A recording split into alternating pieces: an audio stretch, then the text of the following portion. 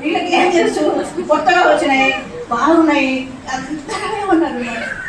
రాత్రి అంతా తల గోడ మీద అవి పడుతూ ఉంటాయి కదా, అద్దం మీద లైట్ పడితే అది రిఫ్లెక్ట్ అవుతుంది, గోడల మీద పడుతుంటాయి.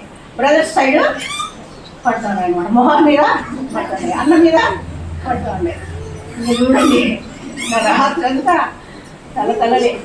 అట్లా 1 సంవత్సరం జరిగింది. కాబట్టి మనము కాస్త వివేచన మనకు ఉండాలి. మరి అందరూ కొనుక్కుంటున్నారని మనము కొనుక్కోకూడదు. అందరూ ఇది కళ్యాణ్ తెలుస్తున్నారని చల్లలేదు, అందరూ ముగ్గులు వేస్తున్నారని అన్నీ మీకు తెలుసు. ఇవి ప్రాథమిక సత్యాలు, అంటే మొట్టమొదటి ఆలన్నమాట.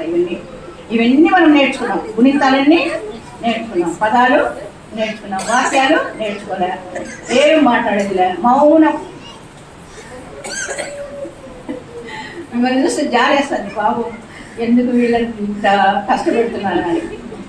కాబట్టి ఏమా సరే అంటే నేనేమంటున్నా అంటే, ఇప్పుడు మీరు ఇక్కడంతా కూర్చున్నారు కదా, మీ అందరికంటే నేనే పెట్టుదాన్ని, అవునా కదా?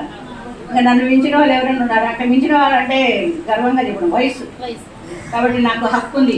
వృద్ధుడు మాట్లాడ తెగింప వచ్చు, వృద్ధుడు మాట్లాడొచ్చట, యోగ గ్రంథంలో ఉంది. వృద్ధాప్యము మాట్లాడగలను, వృద్ధాప్యము మాట్లాడగలను. కాబట్టి వృద్ధాప్యంతో పాటు మాకు కొంత చూసినాం కదా సంఘాన్ని, కాబట్టి మనం కొన్ని నేర్చుకోవాలి. అట్లా చెప్పేవాళ్ళు ఇప్పుడు ఎవరు లేరు. మాకు ఆంటీ వాళ్ళు ఉన్నారు. మాకు ఆంటీలు అంటే ఎంత వయసు చూడండి, వాళ్ళు అన్నీ చెప్పేవాళ్ళు. అమ్మ అట్లా కాదమ్మా, ఇట్లా ఉంటానమ్మా, మేము ఇట్లా చేస్తానమ్మా, ఇట్లా చేయకూడదమ్మా అని మాకు నేర్పించేవాళ్ళు.